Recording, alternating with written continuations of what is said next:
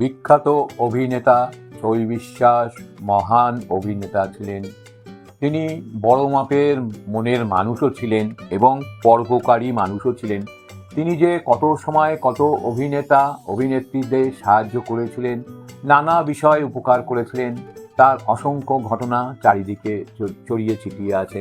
তার মধ্যে থেকে কয়েকটি ঘটনা আমি আজ আপনাদের সামনে তুলে ধরব। নমস্কার, আমি তনুক বলছি। ছবি বিশ্বাস সহশিল্পীদের যে সাহায্য করতেন তারই একটি ঘটনা এখন আমি আপনাদের সামনে তুলে ধরছি। দুর্গেশ নন্দিনী ছবি হচ্ছে। ছবিতে ভারতী দেবী কিছুতেই লম্বা ডায়লগ মনে রাখতে পারছেন না, খুবই নার্ভাস। ছবি বিশ্বাস মূর্তিমান আশ্বাস হয়ে তার কাছে গেলেন, বললেন, ভয় নেই ভারতী, আমি তোমাকে প্রম্পট করে যাব, আমার ঠোঁট নড়বে না, তুমি কাছ থেকে আমাকে ফলো করে যাবে। পরবর্তীকালে ভারতী দেবী বলেছিলেন, এখনো ভাবতে অবাক লাগে যে তখনকার দিনে জুম লেন্সের চল আমাদের এখানে হয়নি। ক্যামেরা ক্লোজে চলে আসছে ছবি বিশ্বাস, কিন্তু ওই অবস্থায় ছবি বিশ্বাস আমার ডায়লগ আমাকে প্রম্পট করে দিচ্ছেন ঠোঁট না নেড়ে। এরপরে আসি আর একজন অভিনেত্রীর কথা, তাকে ছবি বিশ্বাস কিভাবে সাহায্য করেছিলেন। ছবি হচ্ছে আম্রপালি। এই ছবিটিতে সুপ্রিয়া দেবী দুঃসাহসিক পোশাকে দুঃসাহসী অভিনয় করেছিলেন। এবার এই ছবিতে সুপ্রিয়া দেবীর লম্বা ডায়লগ নিয়ে সমস্যায় পড়ে গেলেন। ছবি বিশ্বাস বুঝতে পেরে পরিচালককে টি ব্রেক দিতে বলে সুপ্রিয়া দেবীকে বললেন, চল তোর মেকআপ রুমে, তোর সঙ্গে বসে চা খাবো। আরে চা তো ছুটো, প্রতিটি সংলাপ ধরে ধরে কোথায় পজ দিতে হবে, কোথায় দম ফেলতে হবে সব বুঝিয়ে দিলেন। বেশ কয়েকবার রিহার্সালও করিয়ে দিলেন। এরপরে সুপ্রিয়া দেবী এক শটেই ওকে করে দিলেন। এরপরে আসি আর একজন অভিনেত্রীর কথা। তিনি অসম্ভব ভালো অভিনেত্রী ছিলেন। তিনি নায়িকা না হলেও ক্যারেক্টার রোলে অসম্ভব অনেক ভালো ভালো চরিত্র করেছেন। ওই অভিনেত্রীর নাম ছিল গীতা দে। এই গীতা দে পরবর্তীকালে বলেছেন যে ছবি বিশ্বাসের কাছে তিনি অসম্ভব ঋণী ছিলেন। অনেক দিন আগে একটি ছবি হচ্ছিল, ছবিটির নাম ছিল ডাইনি। এই ডাইনিতে গীতা দেই ছিলেন নায়িকার চরিত্রে এবং ওই ছবিতে তিনি অসামান্য অভিনয় করেছিলেন।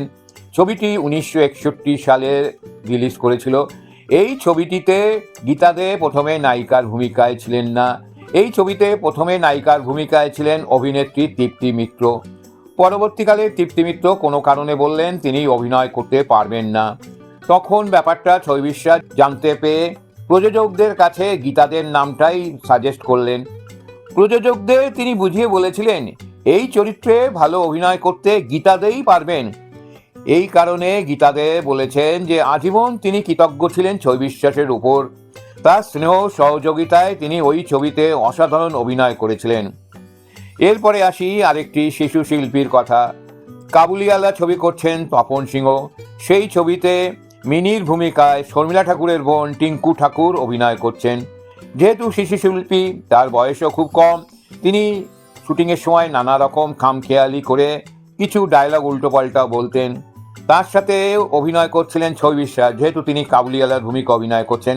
কিন্তু ছবি বিশ্বাস এমন ধুরন্ধর মানুষ ছিলেন, বাচ্চাটা মানে টিঙ্কু ঠাকুর যেরকম ডায়লগ বলছেন তার সাথে মিল রেখে তিনি ডায়লগ পাল্টে দিয়ে একদম ছবির সাথে মানানসই অভিনয় করতেন। ছবি বিশ্বাস ছিলেন উদার এবং নরম মনের মানুষ।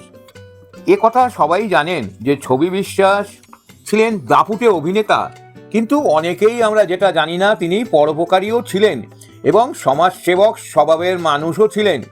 ছবি বিশ্বাস তার আদি নিবাস পশ্চিমবঙ্গের 24 পরগনা জেলার ছোট জাগুলিয়ায় তার যে বাড়ি ছিল সেখানে হেলথ সেন্টার একটা বানিয়ে দিয়েছিলেন 8 থেকে 10 বিঘা জমি দান করে। 1942-43 সালে বাংলায় যে বিশাল মন্বন্তর বা দুর্ভিক্ষের সৃষ্টি হলো, দুর্ভিক্ষের সময় তিনি তার সাহায্যের হাত বাড়িয়ে দিয়েছিলেন। জাগুলিয়া ছিল সেই সময় মূলত গ্রাম অঞ্চল। দুর্ভিক্ষের সময় ছবি বিশ্বাস সমস্ত জাগুলিয়া গ্রামের ঘরে ঘরে পৌঁছে দিয়েছিলেন চাল ডাল জামা কাপড় ইত্যাদি। এছাড়াও তিনি দরিদ্র বান্ধব ভাণ্ডারের জন্য যক্ষা হাসপাতাল তৈরির জন্য অর্থ সংগ্রহ সাহায্য করেছিলেন। 1945 সালে 9ই মে দরিদ্র ভাণ্ডারের সাহায্যকল্পে ডিলুক্স পিকচার্সের বদান্যতায় উত্তরা ভবনে একটি সিনেমা প্রদর্শিত হয়েছিল। ছবিটির নাম ছিল পথ বেঁধে দিল। ছবিটির প্রথম রজনী থেকে প্রাপ্ত অর্থ হাসপাতাল তৈরির কাজে ব্যবহৃত হয়েছিল। ছবি বিশ্বাস এবং অভিনেত্রী কানন দেবীও এই হাসপাতাল ফান্ডে অর্থ সাহায্য করেছিলেন। এছাড়া ছবি বিশ্বাস বাঁশদ্রোণীতে সাধারণী নামে একটি লাইব্রেরির প্রতিষ্ঠাও করেছিলেন। সিনেমা, থিয়েটার, যাত্রা শিল্পের সার্বিক কল্যাণের জন্য অভিনেত্রী সংঘের প্রতিষ্ঠা করা হয়, যার অন্যতম প্রতিষ্ঠাতা ছিলেন ছবি বিশ্বাস। এই সংঘের অন্যতম মহৎ উদ্দেশ্য ছিল দুস্থ শিল্পী, কলা কুশলীদের সাহায্য করা। ছবি বিশ্বাসের উৎসাহ এবং ঐকান্তিক পরিশ্রমেই অভিনেত্রী সংঘের তহবিল গঠিত হয়েছিল।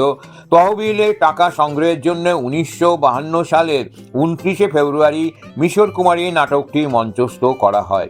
সেই নাটকে অভিনয় করেছিলেন ছবি বিশ্বাস। ছবি বিশ্বাস এছাড়াও বহু জায়গায় বহু নাটক করে সাহায্যের হাত বাড়িয়ে দিয়েছিলেন। যেমন একটি জায়গা ছিল কলেজ স্ট্রিটে ইউনিভার্সিটি ইনস্টিটিউট, সেখানে শিশির ভাদুড়িকে নিয়ে একটি নাটক করা হয়েছিল। সেই নাটক করার প্রধান কারণ হচ্ছে যে শিশির ভাদুড়ি শ্রীরঙ্গম মঞ্চে যে নাটকটা করছিলেন সেটা সেভাবে আর চলছিল না।